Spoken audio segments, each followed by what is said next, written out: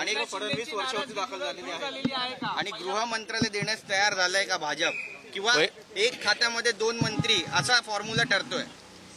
एक गोष्ट लक्षात घेण्यासारखी आहे, महायुतीमध्ये कुठेही नाराजी नव्हती, नाराजीचा काही प्रश्न नव्हता. मुख्यमंत्र्यांना आपणही मगाशी हॉस्पिटलमध्ये गेले ते आपल्यापैकी पुष्कळ माध्यमाचे प्रतिनिधी तिकडे होते, तुम्ही बघितलेलं आहे.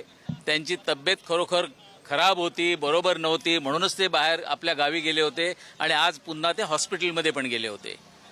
त्यामुळे कुठेही नाराजी नाही, नाराजीचा सूर नाही.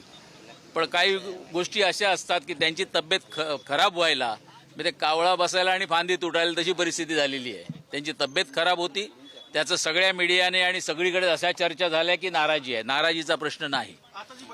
दुसरी गोष्ट आहे की जी महायुतीसाठी या महाराष्ट्रातल्या जनतेने जे भरभरून एवढं त्यांना मतदान केलं आणि डोक्यावर महायुतीला घेतलंय, त्याप्रमाणेच येणारा कार्यक्रम पण तसाच महान होणार आहे आणि तो कार्यक्रम होणार आहे. त्याच्यामध्ये शिवसेना त्याच पद्धतीने आपल्या पद्धतीने त्याच्यामध्ये उतरणार. पण गृह मंत्रालयामध्ये बैठक होत नव्हती, ती आता प्रत्यक्ष बैठक होत आहे. देवेंद्र फडणवीस हे वर्षा निवासस्थानी आलेले आहेत. नेमक्या या बैठकीमध्ये सगळं जे काही चर्चेचं गुऱ्हाळ अडकलं होतं ते आता पुन्हा सुरू झालंय का? कारण मंत्रिमंडळ विस्तारासंदर्भात काहीशा मागण्या शिवसेनेकडून आग्रही केल्या जातात.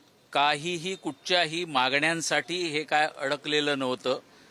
गिरीश महाजन हे कालही ठाण्याला येऊन भेटले होते, आजही मगाशी अर्ध्या तासापूर्वी येऊन भेटलेले आहेत आणि आता देवेंद्र फडणवीस उपमुख्यमंत्री हे पण साहेबांना भेटायला आलेले आहेत. राहिली एक गोष्ट एक आमच्याकडनं सांगण्यासारखी जी असेल ती साहजिक आहे, ज्या मंत्र्यांचं चारित्र्य चांगलं आहे, भ्रष्टाचारी नाही आहेत, कुठचाही त्यांच्यावर डाग नाही आहे, अशा पद्धतीच्याच लोकांना पुन्हा कंटिन्यू करावं अशी एक त्याच्यातनं विचारधारा निघालेली आहे.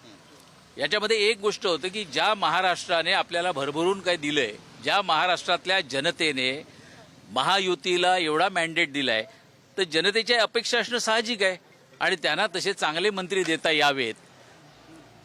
अभ्यासू, काम करणारे, एक्सपिरियन्स, काम केलेलं आहे, पुढे भविष्यात महाराष्ट्राला आणखीन पुढे घेऊन जाऊ शकतात, अशा पद्धतीची माणसं दिली जावीत, अशा पद्धतीचा प्रयत्न चालू आहे. त्याच्यामुळे नाराजी कुठे नाही. याआधी ज्या मंत्र्यांवरती आरोप करण्यात आले, गंभीर आरोप करण्यात आले होते, काहींचे अनेक गंभीर प्रकरणं होती, त्या संदर्भातला आरोप अनेक राजकीय पक्षांकडून देखील करण्यात आले.